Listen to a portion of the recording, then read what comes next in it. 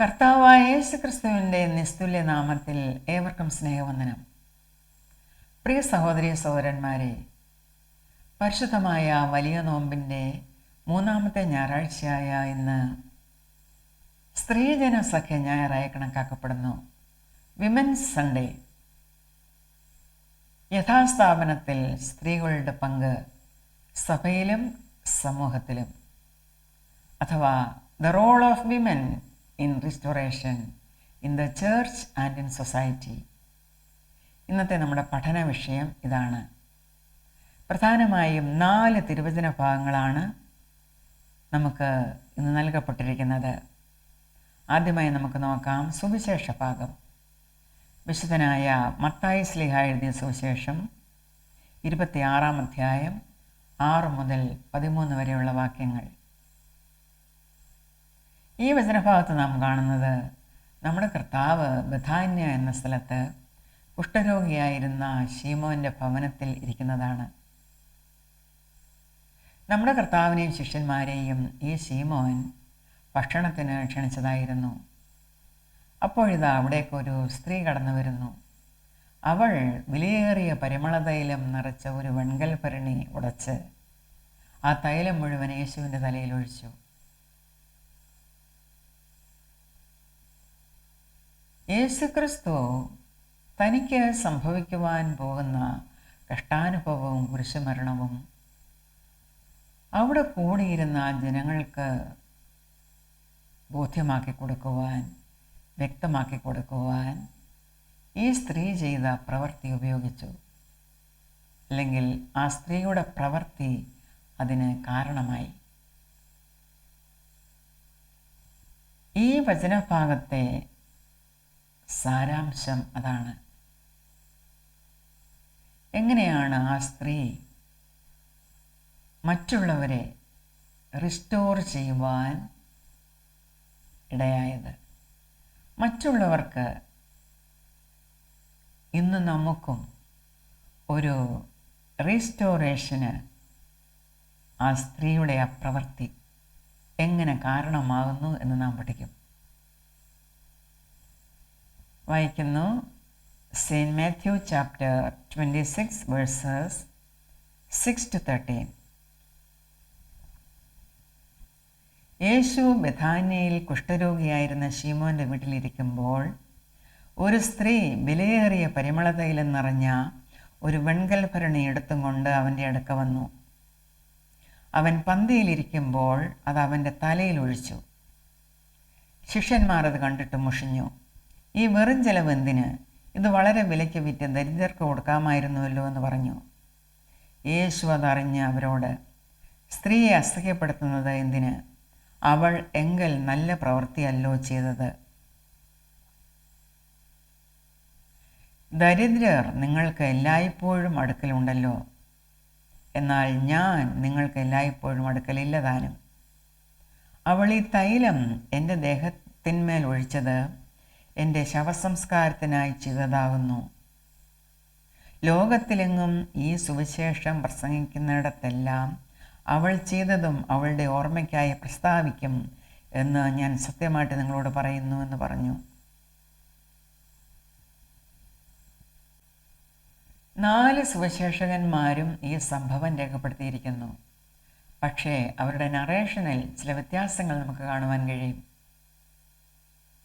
ഒരിടത്ത് പറയുന്നു യേശു ആയിരുന്നത് ബഥാന്യയിലെ ലാസറിൻ്റെ ഭവനത്തിലായിരുന്നു. യേശുവിൻ്റെ മേൽ തൈലമൊഴിച്ചത് ലാസറിൻ്റെ സഹോദരിയായ മറിയയായിരുന്നു. അല്ല, അവൾ ഒരു പാപിനിയായിരുന്നു. അവൾ അവിടെ കരഞ്ഞുകൊണ്ട് നിന്നു. അല്ല, യേശു ഭൂതങ്ങളെ പുറത്താക്കി സൗഖ്യം കൊടുത്ത മറ്റൊരു മറിയയായിരുന്നു അത്. യേശുവിൻ്റെ പാദങ്ങളിലായിരുന്നു തൈലം ഒഴിക്കപ്പെട്ടത്. അതവൾ തലമുടി കൊണ്ട് തുടച്ചു, യേശുവിൻ്റെ പാദങ്ങളെ ചുംബിച്ചു. ഈ നറേഷൻ ഒക്കെ എന്തു തന്നെ ആയിരുന്നാലും യേശുവിൻ്റെ മേൽ തൈലമൊഴിച്ചത് ഒരു സ്ത്രീയായിരുന്നു. വിശുദ്ധനായ മത്തായി ശ്ലീഹ ആ സ്ത്രീയുടെ ഐഡൻറ്റിറ്റി പറയുന്നില്ല. അവൾ ചെയ്ത പ്രവൃത്തിയാണ് മത്തായി ശ്ലീഹ വലുതായി കണ്ടത്. യേശുക്രിസ്തു ആ പ്രവൃത്തി പ്രശംസിച്ചു. എന്താണ് യേശുക്രിസ്തു പറഞ്ഞത്? ഈ സുവിശേഷം പ്രസംഗിക്കപ്പെടുന്നിടത്തെല്ലാം അവൾ ചെയ്തതും പ്രസംഗിക്കപ്പെടും, അവളുടെ പ്രവൃത്തി പ്രശംസിക്കപ്പെടും. സമൂഹത്തിൽ ഭ്രഷ്ട് കൽപ്പിക്കപ്പെട്ട, പാർശ്വവൽക്കരിക്കപ്പെട്ട കുഷ്ഠരോഗിയായിരുന്ന ഒരുവൻ്റെ വീട്ടിലേക്കാണ് യേശു പോയത്. ആ വീട്ടിലേക്ക് തന്നെയാണ് ആ സ്ത്രീയും കടന്നു ചെന്നത്. അവരുടെ സാന്നിധ്യം, അവരുടെ സാമീപ്യം ആ മനുഷ്യൻ്റെ മനസ്സിനെ, മനോഭാവത്തെ റീസ്റ്റോറേഷൻ്റെ ഒരു തലത്തിലേക്ക് ഉയർത്തിക്കൊണ്ടുവന്നു. താൻ ഇനി അശുദ്ധനല്ല, ശുദ്ധനാണ് എന്ന ചിന്ത അവനിൽ ഉളവായി. മറ്റുള്ളവരുമായി സഹകരിക്കുവാനും സഹവസിക്കുവാനും തക്കവണ്ണം റീസ്റ്റോറേഷൻ്റെ ആ തലത്തിലേക്കാണ് അവൻ ഉയർത്തപ്പെട്ടത്. Verse 6. While Jesus was in Bethany, in the home of a man known as Simon the leper, a woman came to him with an alabaster jar of very expensive perfume, which she poured on his head as he was reclining at the table. When the disciples saw this, they were indignant. Why this waste? They asked. This perfume could have been sold at a high price and the money given to the poor. Why this waste? എന്നാണ് ആ disciples ചോദിച്ചത്. അവരെ സംബന്ധിച്ചിടത്തോളം അതൊരു വേസ്റ്റായിരുന്നു. അത് അവരുടെ മനോഭാവമാണ്. പ്രിയ സഹോദരങ്ങളെ, നമ്മുടെ മനോഭാവം ഇങ്ങനെയുള്ളതാണോ? എല്ലാവരും ദൈവത്തെ സമീപിക്കുന്നത് ദൈവത്തിൽ നിന്നും പ്രാപിക്കുവാനാണ്. നാം ആഗ്രഹിക്കുന്നതും ചോദിക്കുന്നതുമെല്ലാം ദൈവത്തിൽ നിന്ന് നമുക്ക് ലഭിക്കണം. അതിനായിട്ടാണ് നാം ദേവാലയത്തിൽ പോകുന്നത്, നോമ്പ് നോൽക്കുന്നത്, നേർച്ച കാഴ്ചകൾ അർപ്പിക്കുന്നത്, കർമാദികൾ ചെയ്യുന്നത്, തീർത്ഥയാത്രകൾ നടത്തുന്നത്. നിശ്ചയമായും ദൈവം എല്ലാം നൽകും. ദൈവം നൽകിയാൽ മാത്രമേ നമുക്ക് ലഭ്യമാകുകയുള്ളൂ. നമുക്ക് നാം ചോദിക്കുന്നതെല്ലാം നൽകുവാൻ ദൈവത്തിന് മനസ്സാണ്. നമുക്ക് എല്ലാം നൽകുവാൻ തക്കവണ്ണം ദൈവം സമ്പന്നനാണ്. ഇത് പരമാർത്ഥമായ കാര്യമാണ്. പക്ഷേ നാം ഒന്ന് മനസ്സിലാക്കണം, ദൈവം നമ്മെ സ്നേഹിച്ചത് കൊണ്ടാണ് നമുക്കിതെല്ലാം തരുന്നത്. അതിന് പകരമായി നാം ദൈവത്തിന് എന്താണ് കൊടുക്കുന്നത്? ദൈവം പറയുന്നു, നിന്റെ ദൈവമായ കർത്താവിനെ നീ പൂർണ്ണ ഹൃദയത്തോടും പൂർണ്ണ ആത്മാവോടും പൂർണ്ണ മനസ്സോടും പൂർണ്ണ ശക്തിയോടും കൂടെ സ്നേഹിക്കുക. നിന്റെ സഹോദരനെ നിന്നെപ്പോലെ തന്നെ സ്നേഹിക്കുക. ഇതൊരു വലിയ പ്രമാണമാണ്. സത്യദൈവത്തെ തിരിച്ചറിയാതെ ജീവിച്ച നമുക്ക് ദൈവം തന്നെ തന്നെ വെളിപ്പെടുത്തി യേശുക്രിസ്തുവിൽ. ആ യേശുക്രിസ്തുവിനെ നമുക്ക് നിത്യജീവൻ നൽകുവാൻ വേണ്ടി മറുവിലയായി നൽകി നമ്മുടെ പാപവും ശാപവുമെല്ലാം അവൻ്റെ കാൽവറിയാകത്താൽ നീക്കിക്കളഞ്ഞു. ഈ ഒരു മഹാസ്നേഹം നാം ഓർക്കുമ്പോൾ ആ ദൈവത്തെ നാം സ്നേഹിക്കണം. നമ്മിൽ നിന്നും ദൈവം ആഗ്രഹിക്കുന്നത് ദൈവത്തോടുള്ള നമ്മുടെ സ്നേഹമാണ്. ഈ സ്ത്രീ അതാണ് ചെയ്തത്. താൻ ദൈവത്തിൽ നിന്നും ഒരുപാട് അനുഗ്രഹങ്ങൾ പ്രാപിച്ചു. പാപക്ഷമ, രോഗസൗഖ്യം എല്ലാം പ്രാപിച്ചു. ദൈവം സ്നേഹവാനാണെന്ന് മനസ്സിലാക്കി. തന്നിമിത്തം അവൾ ദൈവത്തോട് തൻ്റെ ആ മുഴു സ്നേഹം മുഴു മനസ്സോടെ, മുഴു ശക്തിയോടെ, മുഴു ബലത്തോടെ പ്രദർശിപ്പിക്കുകയാണ്. ഒരു വർഷത്തെ ആ സമ്പാദ്യം കൊണ്ട് നേടാവുന്നതാണ് ഈ പെർഫ്യൂം. 300 ദിനാറിയസ്, ആ തുകയ്ക്ക് തുല്യമായ വാല്യൂ ആണ് ആ പെർഫ്യൂമിനുള്ളത്. അവൾ അത് കരസ്ഥമാക്കി അവൾ സൂക്ഷിച്ചു വെച്ചിരുന്നതായിരിക്കണം. അത് കർത്താവിൻ്റെ മേൽ അവൾ ഒഴിച്ചു. അവളുടെ സ്നേഹമാണ് അവൾ പ്രദർശിപ്പിച്ചത്. ദരിദ്രർക്ക് കൊടുക്കുന്നതിനെ കുറിച്ച് ഇവിടെ പറഞ്ഞിരിക്കുന്നു. This perfume would have been sold at a high price and the money given to the poor. ഒരു കാര്യം കാണുവാൻ അവർ തുനിയില്ല. അവരുടെ മുമ്പിൽ നിൽക്കുന്ന ഈ യേശുവാണ് സകല ദരിദ്രന്മാരിലും വെച്ച് ഏറ്റവും ദരിദ്രൻ എന്നത്. അതവർ കണ്ടില്ല. എങ്ങനെയാണ് സർവസമ്പന്നനായ ദൈവം ദരിദ്രനായി മാറിയത്? അത് നമുക്ക് വേണ്ടിയാണ്. നമ്മൾ നിമിത്തമാണ് അവൻ ദരിദ്രനായത്. അവൻ ദൈവരൂപത്തിലിരിക്കെ ദൈവത്തോടുള്ള സമത്വം മുറുകെ പിടിച്ചു കൊള്ളണമെന്ന് വിചാരിക്കാതെ ദാസരൂപമെടുത്തു. മനുഷ്യ സാദൃശ്യത്തിലായി തന്നെ താൻ ഒഴിച്ചു. He emptied himself. വേഷത്തിൽ മനുഷ്യനായി വിളങ്ങി തന്നെ താൻ താഴ്ത്തി, മരണത്തോളം, ക്രൂശിലെ മരണത്തോളം തന്നെ. നമുക്ക് വേണ്ടി അവൻ അടികൊണ്ടു. നമ്മുടെ പാവമെല്ലാം അവൻ ഏറ്റെടുത്തു. നമുക്ക് വേണ്ടി യാഗമായി. അവൻ ദരിദ്രനായത് നാം സമ്പന്നർ ആകേണ്ടതിനായിരുന്നു. അതാണ് 2 Corinthians chapter 8 verse 9 പറയുന്നത്. For you know the grace of our Lord Jesus Christ, that though he was rich, yet for your sakes he became poor, so that you through his poverty might become rich.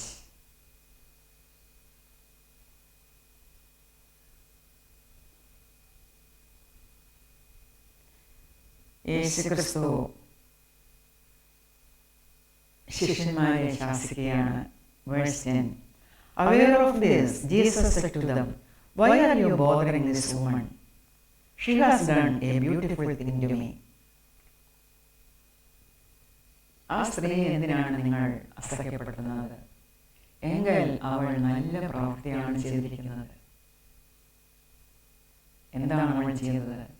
അവളുടെ 1 വർഷത്തെ സമ്പാദ്യമാണ് ഈ perfume കരസ്ഥമാക്കുവാൻ. അത് യേശുക്രിസ്തുവിൻ്റെ തലയിൽ ഒഴിക്കുവാൻ എന്നൊക്കെ വേണം അവൾ വിട്ടുകൊടുത്തത്.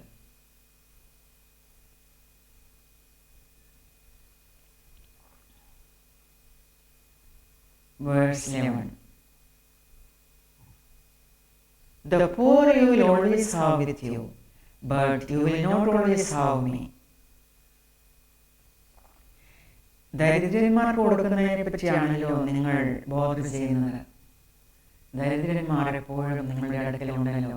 അത് ന്യായപ്രമാണത്തിൽ അവരോട് പറഞ്ഞിരിക്കുന്ന കൽപ്പനയാണ്. Deuteronomy chapter 15 verse 11 ആണ് യേശുക്രിസ്തു പറഞ്ഞിരിക്കുന്നത്. There will always be poor people in the land. Therefore I command you to be open-handed toward your brothers and toward the poor and needy in your land. I repeat, there will always be poor people in the land. Therefore, I command you to be open-handed toward your brothers and toward the poor and needy in your land.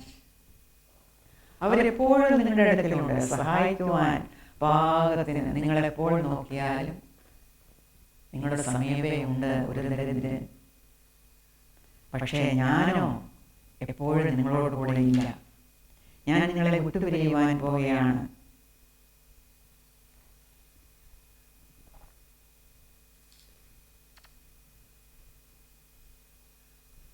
When she poured this perfume on my body, she did it to prepare me for burial.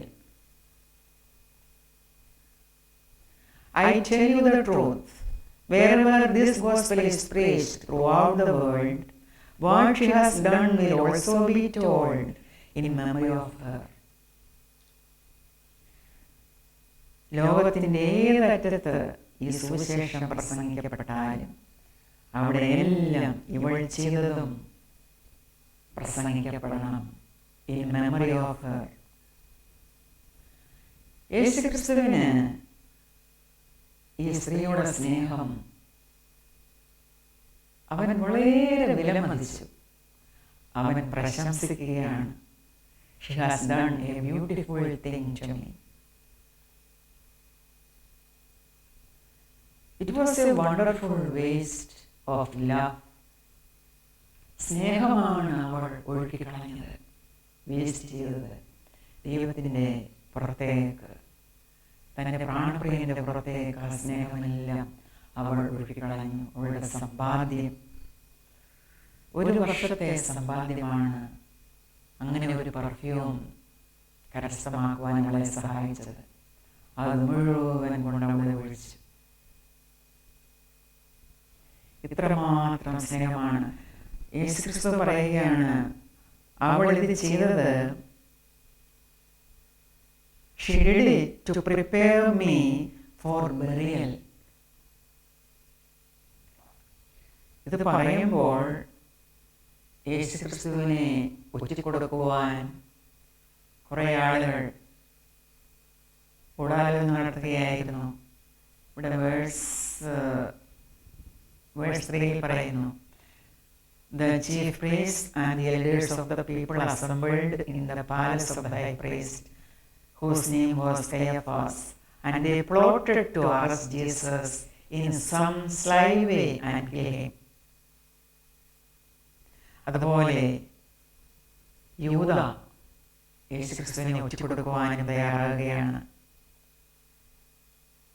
Then one of the 12, the one called Judas Iscariot, went to the chief priest and asked, What are you willing to give me if I hand him over to you?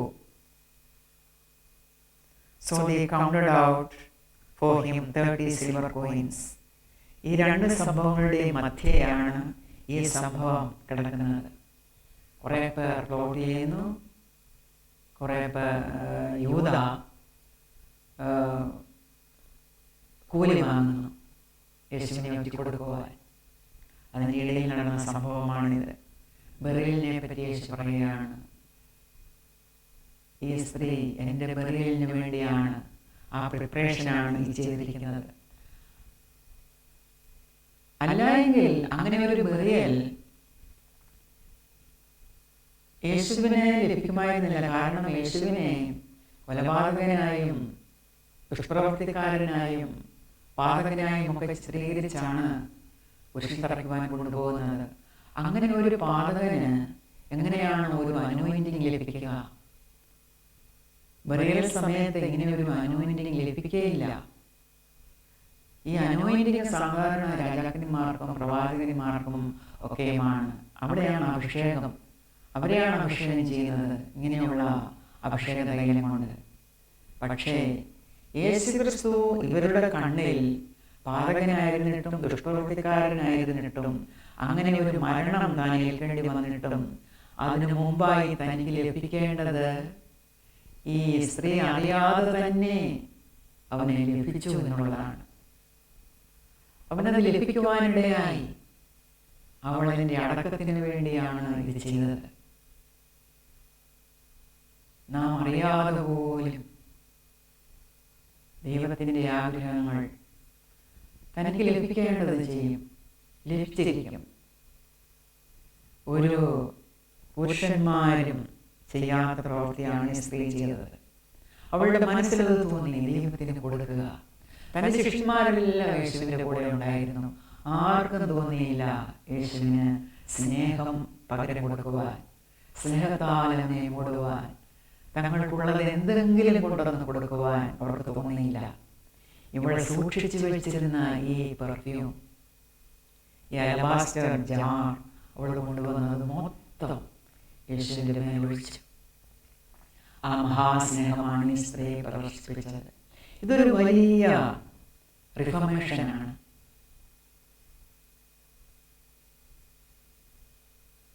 വലിയ ഒരു കാര്യമാണ് ഈ സ്ത്രീ ചെയ്യുന്നത്. നാം മനസ്സിലാക്കേണ്ട, നാം പഠിക്കേണ്ട ഒരു സംഗതി, ദൈവത്തെ സ്നേഹിക്കുന്നു എന്ന് പറഞ്ഞാൽ മാത്രം പോരാ. എങ്ങനെയാണ് നമ്മുടെ സ്നേഹം നാം പ്രകടമാക്കേണ്ടത്? പ്രിയ സഹോദരങ്ങളെ, നാം ചെയ്യുന്നതൊന്നും ദൈവം നമ്മോട് കാണിച്ച സ്നേഹത്തിന് പകരമാകില്ല. യേശുവിനെ ഒടുക്കിക്കളയുവാൻ ഗൂഢാലോചന ചെയ്ത ആ ഭരണാധികാരികളുടെയും യേശുവിനെ ഒറ്റിക്കൊടുക്കുവാൻ പണം കൈപ്പറ്റിയ ആ ഇസ്കരിയോത്ത യൂദായുടെയും ഇടയിലേക്കാണ് ആ സ്ത്രീ ഇടിച്ചു കയറിയത്. തൻ്റെ പ്രാണപ്രിയൻ്റെ അടുത്തേക്ക് സ്നേഹത്താൽ, ഞാൻ കൂടെയുണ്ട്, ഞാൻ നിന്നെ സ്നേഹിക്കുന്നു എന്ന് പറഞ്ഞ് തൻ്റെ സ്നേഹം മുഴുവൻ അവന്മേൽ ഒഴിച്ചു കളഞ്ഞു. It was a wonderful waste.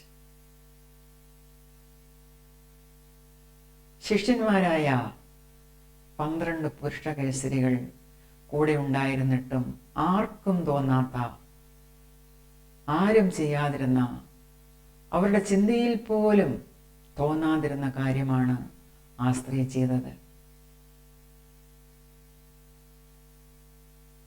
യേശുക്രിസ്തു രാജാവും പുരോഹിതനുമായിരുന്നു. താൻ ഒരു കള്ളനെ പോലെ, പാതകനെ പോലെ ഘോഷിക്കപ്പെട്ട് അങ്ങനെ ശവസംസ്കാരം നടത്തപ്പെടുവാൻ ദൈവം അനുവദിച്ചില്ല. അതിനു മുമ്പേ ഇതാ ഒരു സ്ത്രീ തൻ്റെ സ്നേഹത്താൽ കയറി വരുന്നു. ദൈവത്തിൻ്റെ മനസ്സിലേതുപോലെ അവൻ്റെ ഇഷ്ടമനുസരിച്ച് ഇതാ ആ സ്ത്രീ തക്ക സമയത്ത് വേണ്ടതുപോലെ ചെയ്യുന്നു. അവൾ അവനെ അഭിഷേകം ചെയ്യുകയാണ്. ഒരു രാജാവിനും പുരോഹിതനും ചേർന്ന രീതിയിൽ, തൻ്റെ സ്ഥാനത്തിനും മഹിമയ്ക്കും ഒത്ത രീതിയിൽ അവൾ അറിയാതെ തന്നെ അവന് വേണ്ടി അവൾ പ്രവർത്തിക്കുകയാണ്. ഇതാണ് സ്നേഹത്തിൻ്റെ ഭാഷ. പ്രിയ സഹോദരങ്ങളെ, നാം ദൈവത്തെ മുഴുമനസ്സോടെ സ്നേഹിച്ചാൽ, പൂർണ്ണബലത്തോടെ, പൂർണ്ണശക്തിയോടെ, പൂർണ്ണ ഹൃദയത്തോടെ സ്നേഹിച്ചാൽ, ദൈവത്തിൻ്റെ മനസ്സിലെ കാര്യങ്ങളാണ് നമ്മിൽ കൂടെ നിവർത്തിക്കപ്പെടുന്നത്. ദൈവത്തിൻ്റെ ഇഷ്ടമാണ് നമ്മിൽ കൂടെ നിവർത്തിക്കപ്പെടുന്നത്. അത് നാം അറിയാതെ ആയിരിക്കും. അങ്ങനെ പ്രവർത്തിക്കുവാൻ ദൈവമേ നീ ഞങ്ങളെ ശക്തിപ്പെടുത്തണമേ എന്ന് നമുക്ക് പ്രാർത്ഥിക്കാം. 71-ാം സങ്കീർത്തനത്തിൻ്റെ 12 മുതൽ 24 വരെയുള്ള വാക്യങ്ങൾ നമുക്ക് നോക്കാം. ദൈവമേ എന്നോട് അകന്നിരിക്കരുതേ, എൻ്റെ ദൈവമേ എന്നെ സഹായിപ്പാൻ വേഗം വരയണമേ. എൻ്റെ പ്രാണന് വിരോധികളായവർ ലജ്ജിച്ച് നശിച്ചു പോകട്ടെ. എനിക്ക് അനർത്ഥം അന്വേഷിക്കുന്നവർ നിന്ന കൊണ്ടും ലജ്ജ കൊണ്ടും മൂടിപ്പോകട്ടെ. ഞാനോ എപ്പോഴും പ്രത്യാശിക്കും, ഞാൻ മേൽക്കുമേൽ നിന്നെ സ്തുതിക്കും. എൻ്റെ വായ് ഇടപെടാതെ നിന്റെ നീതിയെയും രക്ഷയെയും വർണ്ണിക്കും. അവയുടെ സംഖ്യ എനിക്ക് അറിഞ്ഞുകൂടാ. ഞാൻ യഹോവയായ കർത്താവിൻ്റെ വീര്യപ്രവൃത്തികളോടുകൂടെ വരും. നിന്റെ നീതിയെ മാത്രം ഞാൻ കീർത്തിക്കും. ദൈവമേ, എൻ്റെ ബാല്യം മുതൽ നീ എന്നെ ഉപദേശിച്ചിരിക്കുന്നു. ഇന്ന് വരെ ഞാൻ നിന്റെ അത്ഭുത പ്രവൃത്തികളെ അറിയിച്ചുമിരിക്കുന്നു. ദൈവമേ, അടുത്ത തലമുറയോട് ഞാൻ നിന്റെ ഭുജത്തെയും വരുവാനുള്ള എല്ലാവരോടും നിന്റെ വീര്യപ്രവൃത്തികളെയും അറിയിക്കുവോളം വാർദ്ധക്യവും നരയുമുള്ള കാലത്തും എന്നെ ഉപേക്ഷിക്കരുതേ.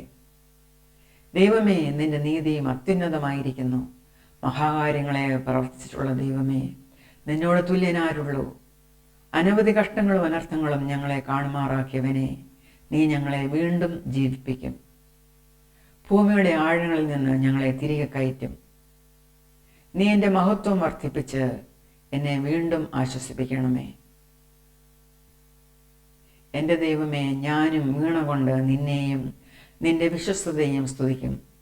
ഇസ്രായേലിൻ്റെ പരിശുദ്ധനായുള്ളവേ, ഞാൻ കിന്നരം കൊണ്ട് നിനക്ക് സ്തുതി പാടും. ഞാൻ നിനക്ക് സ്തുതി പാടുമ്പോൾ എൻ്റെ അധരങ്ങളും നീ വീണ്ടെടുത്ത എൻ്റെ പ്രാണനും ഘോഷിച്ചാനന്ദിക്കും. എൻ്റെ നാവും ഇടപെടാതെ നിൻ്റെ നീതിയെക്കുറിച്ച് സംസാരിക്കും.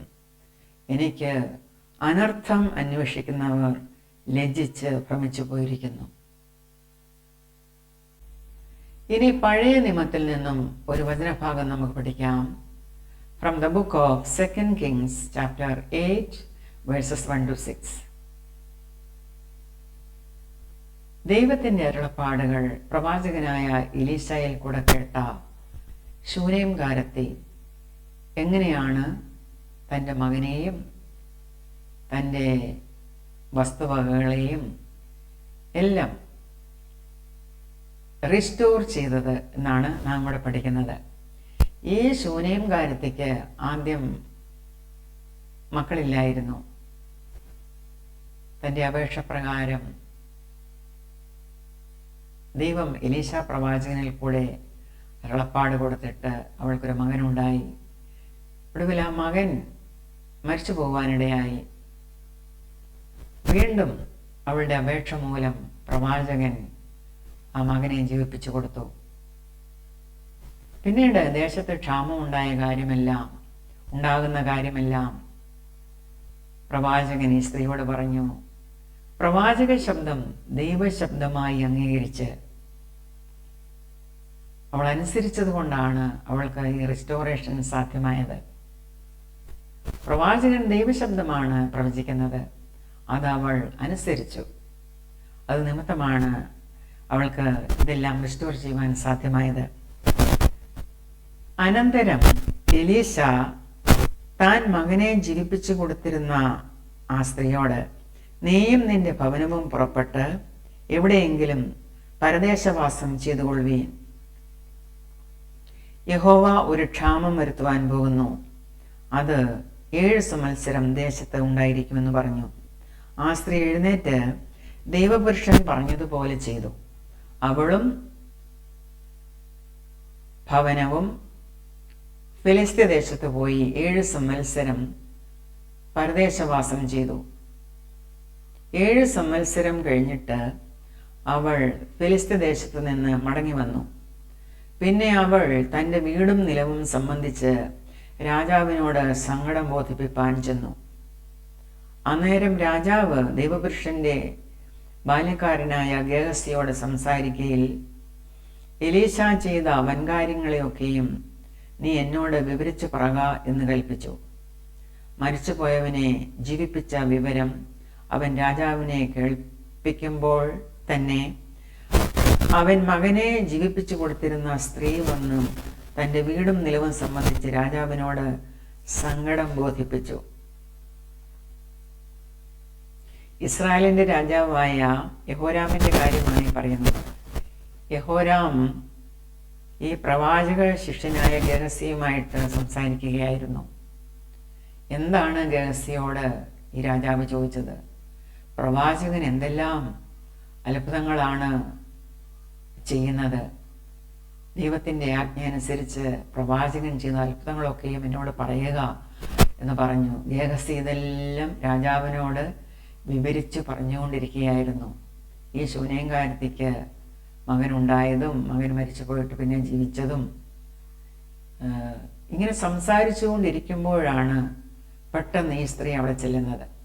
ഈ സ്ത്രീ ചെല്ലുവാൻ കാരണം ഇവൾ പ്രവാചകനായ എലീശയുടെ ആജ്ഞാപ്രകാരം ദേശത്ത് 7 വർഷം ക്ഷാമമുണ്ടാകിയാൽ ഫിലിസ്ത്യ ദേശത്ത് പോയി താമസിച്ചിരുന്നു. 7 വർഷം കഴിഞ്ഞ് തിരിച്ചു വന്നപ്പോൾ അവളുടെ വീടും സ്ഥലവുമെല്ലാം അന്യാധീനപ്പെട്ടു പോയി.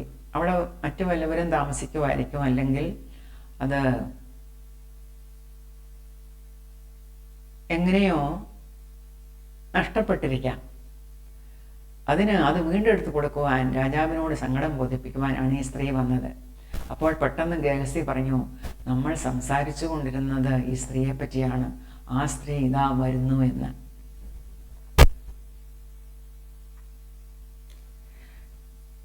മരിച്ചുപോയവനെ ജീവിപ്പിച്ച വിവരം അവൻ രാജാവിനെ കേൾപ്പിക്കുമ്പോൾ തന്നെ അവൻ മകനെ ജീവിപ്പിച്ചു കൊടുത്തിരുന്ന സ്ത്രീ വന്നു തൻ്റെ വീടും നിലവും സംബന്ധിച്ച് രാജാവിനോട് സങ്കടം ബോധിപ്പിച്ചു. അപ്പോൾ ഗേഹസി, യജമാനനായ രാജാവേ, ഇവൾ തന്നെ ആ സ്ത്രീ. എലീശ ജീവിപ്പിച്ചു കൊടുത്ത മകൻ ഇവൻ തന്നെ എന്ന് പറഞ്ഞു. രാജാവ് സ്ത്രീയോട് ചോദിച്ചപ്പോൾ അവളും അത് വിവരിച്ചു പറഞ്ഞു. രാജാവ് ഒരു ഉദ്യോഗസ്ഥനെ നിയമിച്ചു. അവൾക്കുണ്ടായിരുന്നതൊക്കെയും അവൾ ദേശം വിട്ടുപോയ നാൾ മുതൽ ഇതുവരെയുള്ള നിലത്തിൻ്റെ ആദായവും അവൾക്ക് കൊടുപ്പിക്കണം എന്ന് കൽപ്പിച്ചു. ഇതിനെല്ലാം കാരണം ആ സ്ത്രീ ആ പ്രവചന ശബ്ദം അനുസരിച്ചതാണ്, പ്രവാചകനെ അനുസരിച്ചതാണ്. ദൈവം ഒരു കാര്യം പ്രവാചകനിൽ കൂടെ പറഞ്ഞാൽ അത് പലരും ഗൗനിക്കാതെ ഇരിക്കും. പക്ഷേ ഈ സ്ത്രീ അത് കാര്യമായിട്ടെടുത്തു. അതുകൊണ്ടാണ് അവൾക്ക് തൻ്റെ നിലവുപുരകളുമെല്ലാം വീടും എല്ലാം റിസ്റ്റോർ ചെയ്യുവാൻ സാധിക്കില്ല. രാജാവ് അത് സാധിപ്പിച്ചു കൊടുത്തു.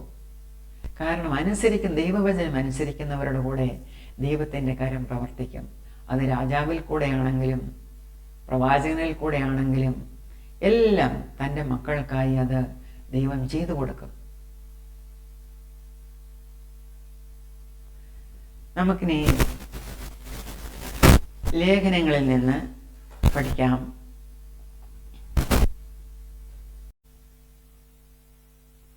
ക്രിസ്തു സഭയുടെ ചരിത്രത്തിലെ ആദ്യ കാലഘട്ടങ്ങളിൽ ദൈവത്തിൽ അടിയുറച്ച് വിശ്വസിച്ച് പുരുഷന്മാരോടൊപ്പം തന്നെ തോളോട് തോൾ ചേർന്ന് സഭയിൽ പ്രവർത്തിച്ച ചില സ്ത്രീകളെ പൗലോസ് അപ്പോസ്തലൻ നമുക്ക് പരിചയപ്പെടുത്തുകയാണ് റോമാലേഖനത്തിലൂടെ. Romance chapter 16 verses 1-7. നമ്മുടെ സഹോദരിയും കെങ്ക്രെ സഭയിലെ ശുശ്രൂഷക്കാരത്തിയുമായ ഫേബയെ നിങ്ങൾ വിശുദ്ധന്മാർക്ക് യോഗ്യമാമണ്ണം കർത്താവിൻ്റെ നാമത്തിൽ കൈക്കൊണ്ട് അവൾക്ക് നിങ്ങളുടെ സഹായം വേണ്ടുന്ന ഏത് കാര്യത്തിലും സഹായിക്കേണ്ടതിന് ഞാൻ നിങ്ങളെ ഭരമേൽപ്പിക്കുന്നു. അവളും പലർക്കും വിശേഷാൽ എനിക്കും സഹായം ചെയ്തിരിക്കുന്നു. ക്രിസ്തുവേശുവിൽ എൻ്റെ കൂട്ടുവേലക്കാരായ പ്രിസ്കയെയും അക്കുലാവെയും വന്ദനം ചെയ്യുകയും അവർ എൻ്റെ പ്രാണന് വേണ്ടി തങ്ങളുടെ കഴുത്ത് വെച്ചു കൊടുത്തവരാകുന്നു. അവർക്ക് ഞാൻ മാത്രമല്ല, ജാതികളുടെ സകല സഭകളും കൂടെ നന്ദി പറയുന്നു. അവരുടെ വീട്ടിലെ സഭയെയും വന്ദനം ചെയ്യുവീൻ. നിങ്ങൾക്കായി വളരെ അധ്വാനിച്ചവളായ മറിയയ്ക്ക് വന്ദനം ചൊല്ലുവീൻ. എൻ്റെ ചാർച്ചക്കാരും സഹബദ്ധന്മാരുമായ അന്ത്രോനിക്കോസിനും യൂനിയാവിനും വന്ദനം ചൊല്ലുവീൻ. അവർ അപ്പോസ്തലന്മാരുടെ ഇടയിൽ പേർ കൊണ്ടവരും എനിക്ക് മുമ്പേ ക്രിസ്തുവിൽ വിശ്വസിച്ചവരും ആകുന്നു. പൗലോസ് അപ്പോസ്തലൻ യേശുക്രിസ്തുവിനെ സ്വീകരിക്കുന്നതിന് മുമ്പേ ഈ ശുശ്രൂഷക്കാർ, പ്രത്യേകിച്ചും അന്ത്രോനിക്കോസും യൂനിയായും, അവർ ക്രിസ്തുവിനെ സ്വീകരിച്ചവരാകുന്നു എന്ന് പൗലോസ് പറയുകയാണ്. റോമിലെ സഭയുടെ ആദ്യകാല നടത്തിപ്പിലെ ഊർജം ഈ സ്ത്രീകളായിരുന്നു. അവരായിരുന്നു ആ സഭയുടെ ചാലകശക്തി.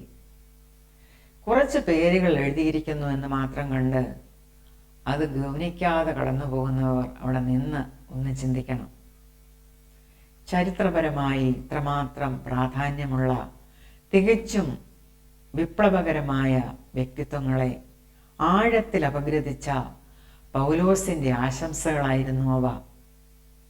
ഒന്നാമതായി ഫേബയെ പരാമർശിച്ചിരിക്കുന്നത് അവർ കൊരിന്തിനടുത്തുള്ള കെങ്ക്രെ സഭയിലെ ശുശ്രൂഷക്കാരിയായിട്ടാണ്. She held an official respected position in the church. പൗലോസ് അവളെ വിളിച്ചിരിക്കുന്നത് അനേകരെ സഹായിക്കുന്നവളെന്നാണ്, ഹെൽപ്പർ ഓഫ് മെനി. ഇതിനർത്ഥം ഈ സ്ത്രീ നല്ല സാമ്പത്തിക ശേഷിയും സ്വാധീനവുമുള്ള ഒരു സ്ത്രീയായിരുന്നു എന്നാണ്. സഭയെ പല വിധത്തിലും സഹായിക്കുകയും നിയമപരിരക്ഷ പോലും കൊടുക്കുവാൻ തക്കവണ്ണം ഇൻഫ്ലുവൻസ് ഉള്ളവളുമായിരുന്നു ഫേബ. റോമിലെ സഭയ്ക്കുള്ള ലേഖനം കൊണ്ടു കൊടുക്കുവാൻ പൗലോസ് ഈ ഫേബയെയാണ് ഏൽപ്പിച്ചത്. ഫേബ അത് കൊണ്ടു കൊടുക്കുക മാത്രമല്ല, അത് വായിച്ച് അവർക്ക് മനസ്സിലാക്കി കൊടുക്കുകയും ചെയ്തിരുന്നു. കാരണം ഇവർ ക്രിസ്തുവിൻ്റെ പരിജ്ഞാനമുള്ളവരായിരുന്നു, പരിശുദ്ധാത്മപൂർണരായിരുന്നു. രണ്ടാമതായി അക്കുലായും പ്രിസ്കില്ലയും പറ്റി സംസാരിക്കുന്നു. അവരുടെ വീട്ടിലെ സഭയ്ക്ക് വന്ദനം ചൊല്ലുവീൻ എന്നും പറഞ്ഞിരിക്കുന്നു. അക്കാലത്ത് അവരുടെ വീട്ടിലായിരുന്നു സഭ കൂടിയിരുന്നത്. ഭർത്താവിനേക്കാൾ ശ്രേഷ്ഠമായ പദവിയും പങ്കും ഈ പ്രിസ്കില്ലയ്ക്ക് സഭയിലുണ്ടായിരുന്നു. ഇവിടെ പറയുന്നത് പൗലോസിനു വേണ്ടി പ്രാണൻ വെച്ചു കൊടുക്കുവാൻ പോലും അവർ സന്നദ്ധരായിരുന്നു എന്നാണ്. ഇവിടെ വേഴ്സ് 6 ഒരു മറിയയെ പറ്റി പറയുന്നു, Mary. Paul praises her for her labor, intense ministry effort. She was an active leader in the church. തുടർന്ന് ജൂനിയയെ പറ്റി പറയുന്നു. ജൂനിയ an apostle, Andronicus and Junia, his kinsmen and fellow prisoners എന്നാണ് പൗലോസ് ശ്ലീഹ അവരെ വിശേഷിപ്പിച്ചിരിക്കുന്നത്. പ്രിയ സഹോദരങ്ങളെ, വിശ്വാസത്തിൽ ഉറച്ചു നിന്ന ഈ സ്ത്രീകളെയെല്ലാം നാം ദൈവസന്നിധിയിൽ ഓർക്കണം. അവരെ ഓർത്ത് ദൈവം അവരിൽ കൂടെ ചെയ്തെടുത്ത എല്ലാ പ്രവർത്തനങ്ങളെയും നന്മകളെയും ഓർത്ത് ദൈവത്തിന് നന്ദി പറയണം. For all the faithful women who served in days of old. For all the faithful women who served in days of old, to you shall thanks be given, to all their stories told. They served with strength and gladness in those your wisdom gave. To you their lives bore witness, proclaimed your power to save. We praise your name for Miriam, who sang triumphantly, while Pharaoh's wounded army lay drowned beneath the sea. For Ruth, who left her homeland and ventured forth in faith, who pledged to serve and worship Naomi's God till death. We sing of busy Martha, who toiled with pot and pan, while Mary sat in silence to hear the word again. We praise the other Mary, who hastened to the tomb and found her Lord arisen, dispelling doubt and gloom. Lord, hear our praise of Dorcas, who served the sick and poor. Her hands were cups of kindness, her heart an open door.